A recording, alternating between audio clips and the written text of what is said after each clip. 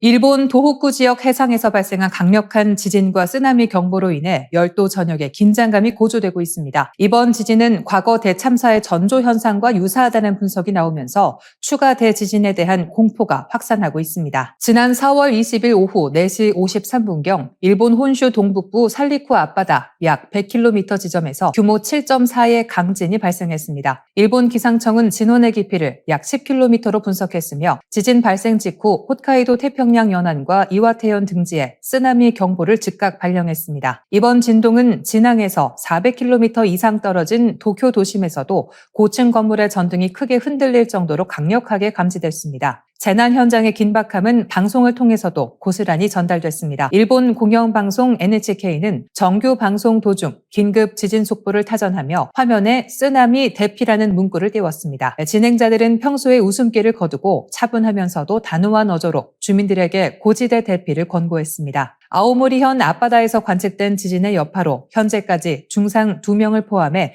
6명의 인명피해가 확인됐으며 건물 39동이 파손된 것으로 집계됐습니다. 문제는 이번 지진이 끝이 아닐 수 있다는 점입니다. 전문가들은 이번 지진이 발생한 살리쿠 해역이 지난 30년간 에너지를 축적해온 지점이라는 점에 주목하고 있습니다. 특히 1968년 규모 7.9의 강진으로 큰 피해를 줬던 도카치 해역 지진과 진원이 인접해 있어 향후 규모 8 이상의 후발 지진이 발생할 가능성이 제기됐습니다. 일본 정부는 북동부 7개 도와 현에 최고 수준의 경계 태세를 당부했습니다. 국내에서도 지진 전조 현상에 대한 우려가 나오고 있습니다. 지난 4월 19일 부산 앞바다에서 수심 500m 아래에 사는 심해어인 도돔 5마리가 한꺼번에 잡히는 희귀한 사례가 보고됐기 때문입니다. 일각에서는 지각 변동으로 인해 심해어가 수면 위로 올라온 것이 아니냐는 추측이 제기됐으나 국립수산과학원 측은 심해어 출현과 지진의 상관관계는 과학적으로 입증된 바가 없다며 기후 변화에 따른 생태계 변화 가능성에 무게를 뒀습니다. 한편 재난의 혼란을 틈탄 허위 정보 확산도 심각한 사회적 문제로 부상했습니다. 일본에서는 지진 발생 직후인 20일부터 SNS상에서는 해양 탐사선이 지진을 일으켰다는 식의 인공 지진설이 6,000건 넘게 공유됐습니다. 일본 기상청과 전문가들은 날짜와 장소를 특정하는 지진 예측은 현재 과학기술로는 불가능하며 이러한 유언비어는 명백한 사기 행위라고 경고하며 공공기관의 공식 정보를 신뢰해달라고 거듭 강조했습니다. 대외적인 파장도 이어지고 있습니다. 주 일본 중국 대사관은 지난 4월 22일